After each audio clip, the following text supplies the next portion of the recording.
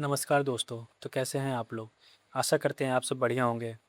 तो दोस्तों आखिरकार ये हमारा केवीएस एमबीएस का जो आंसर की है वो आ चुका है और इसका ऑब्जेक्शन डेट भी ख़त्म हो चुका है। तो आज हम बात करने वाले हैं कि हमारा और केवीएस एमबीएस के रिजल्ट के बारे में। इसलिए वीडियो को आखिर तक ज़रूर देखिएगा क्योंकि एक छोटी सी जानकारी भी आपके सिलेक्शन के लिए बहुत ही महत्वपूर्ण हो सकती है। तो चलिए अब बात करते हैं इसके रिजल्ट के डेट के बारे में। ये हमारा केबीएनबी का जो पेपर हुआ था वो हुआ था हम लोग का मार्च में हम लोग का मुझे लगता है कि 21 से 30 के बीच में हुआ था। 10 दिन हम लोग का पेपर चला था और उसके कम से कम 1 या 1.5 महीने के बाद हम लोग का आंसर की आया हुआ है, जो कि काफ़ी डिले है अदर एग्ज़ाम से अगर हम कंपेयर करें। तो अदर एग्ज़ाम से अगर हम कंपेयर करें जो 1.5 मंथ है वो काफ़ी ज़्यादा होता है आंसर की के लिए। क्योंकि वन डे एग्ज़ाम जो भी होता है उसका आंसर की जो होता है वो 1 वीक के अंदर, मैक्सिमम बता रहा हूँ, 1 वीक के अंदर आ जाता है। लेकिन इसका जो कि हमारा केबीएस एनबीएस का आंसर की काफ़ी डिले हुआ है, जो 1.5 महीने के बाद देखने को मिला है। इसलिए जो बच्चे पेपर दिए हैं उनके मन में एक सवाल आ रहा है कि क्या आंसर की अगर लेट हुआ है तो रिजल्ट और हमको लेट मिलेगा देखने। तो ऐसा बिल्कुल नहीं है कि क्योंकि ये हमारा इसका जो पेपर था और केबीएस एनबीएस का पेपर था, इसके साथ साथ सीबीएसई ने जो 12th का बोर्ड पेपर होता है उसकी कॉपी भी चेक की इन्होंने। और उसी दिन जिस दिन इसका आंसर किया आया उसी दिन इन्होंने 12th का रिजल्ट भी जो है अनाउंस किया था। 12th का जो रिजल्ट है ये भी उन्होंने इसी दिन दिया था जिस दिन का केबीएस एनबीएस का आंसर किया है। तो एक रीज़न मान सकते हैं इसको कि 12th का जो था बोर्ड एग्जाम था इसका रिजल्ट देना था, इसलिए इसको कॉपी स्कैन करने में इनको डिले हुआ जिससे आंसर की इसका लेट आया। लेकिन ये तो इनकी सीबीएसई की लापरवाही फिर भी है क्योंकि इतना डिले करना आंसर की को लेके कि कहीं से भी सही नहीं है। अब बात आ जाता है कि रिजल्ट कब तक देखने को मिल सकता है। ऑलरेडी 2 महीने से ऊपर होने वाला है, हो जाएगा 2 मंथ हो जाएगा इस मंथ के एंड तक। तो कब आ सकता है इसका रिजल्ट? तो इसका जो एक्सपेक्टेड जो है रिजल्ट का जो है डेट है वो जून में 10 तारीख तक आ सकता है।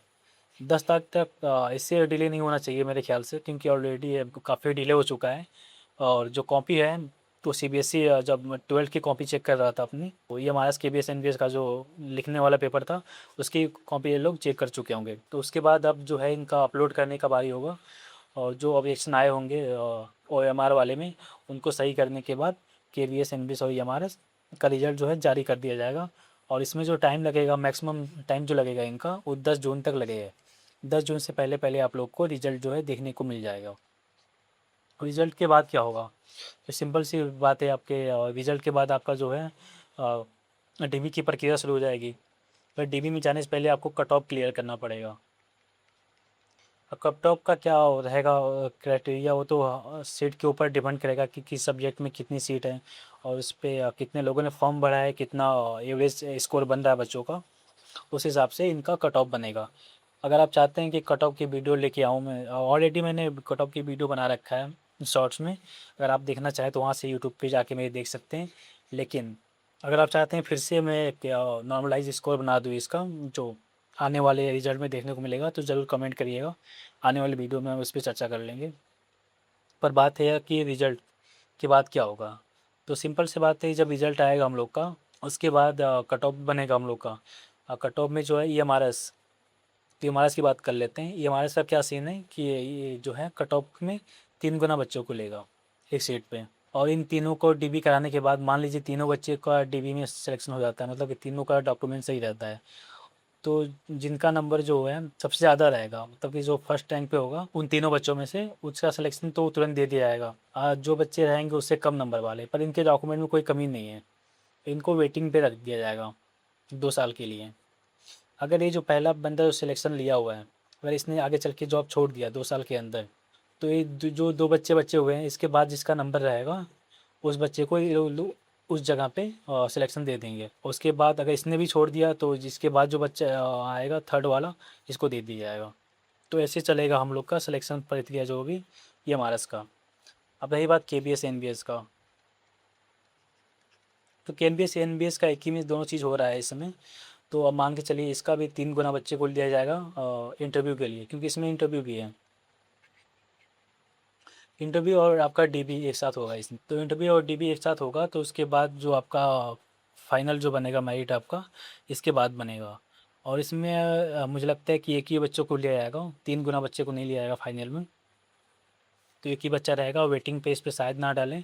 अगर बच्चा कोई छोड़ता है तुरंत, मतलब कि ज्वाइनिंग का कॉल आएगा, अगर वो ज्वाइन नहीं करता है तब हो सकता है उसके बाद वेटिंग दे दिया जाए कुछ बच्चों को। लेकिन फ़िलहाल उनका यही है कि एक सीट पे एक ही बच्चों को देंगे वो। अब बात आ जाता है कि डीबी में कितने लोग जाएंगे। इस पर हम लोग ऑलरेडी बात कर चुके हैं कि डीबी में जो है 3 गुना बच्चे जाएंगे, तीनों में जो है 3 गुना बच्चे जाएंगे इसमें। और ये हमारा इसमें है जो है वेटिंग का जो है दिया हुआ है 2 साल के लिए। और केबीएस एनबीएस में फ़िलहाल वेटिंग का कोई नहीं है। तो इस पे एक सीट पे मंथली एक ही बच्चा होगा। अगर ये तुरंत छोड़ देता है तो हो सकता है कि इसके नीचे वाले के बच्चों को ले आए। अब बात आ जाता है कि डीबी डीबी में क्या क्या जो है वो गलती नहीं होना चाहिए आपको। एक तो डॉक्यूमेंट मिसमैच ना हो, कोई सर्टिफिकेट की वैलिडिटी चेक कर लें। इस वाले जो ये जो रूल है इसकी वजह से मुझे लगता है बहुत सारे बच्चे हो सकता है डीबी में बाहर हो जाएँ। कास्ट सर्टिफिकेट है, उसमें बहुत लोग ऐसे हैं जो फॉर्म डेट के बाद का बनवाए हुए हैं, यानी कि फॉर्म भरने के बाद उन्होंने बनवाया हुआ है। तो हो सकता है इनको दिक्कत हो सकता है, अभी कंफर्म नहीं कह सकते हैं कि इनको दिक्कत होगा ही होगा।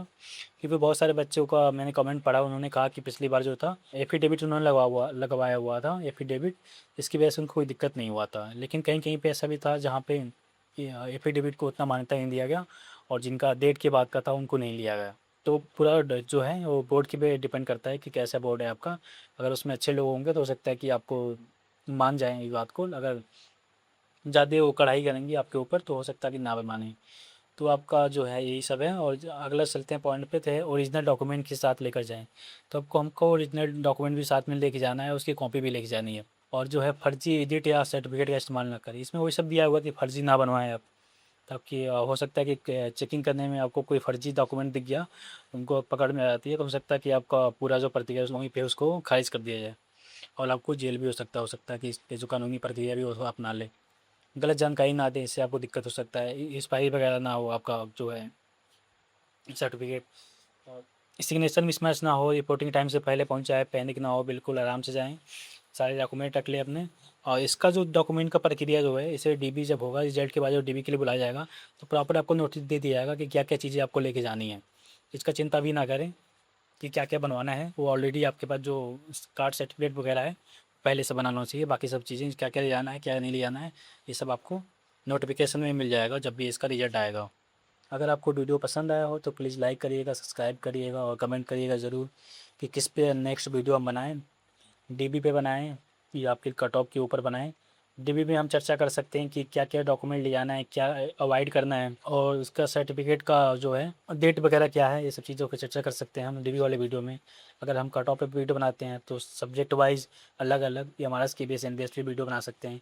तो कमेंट में ज़रूर बताइएगा कि नेक्स्ट वीडियो जो है किस पे लेके आएँ। अगर वीडियो आपको पसंद आया हो तो प्लीज़ लाइक करिएगा, सब्सक्राइब करिएगा और कमेंट करना मत भूलिएगा। धन्यवाद।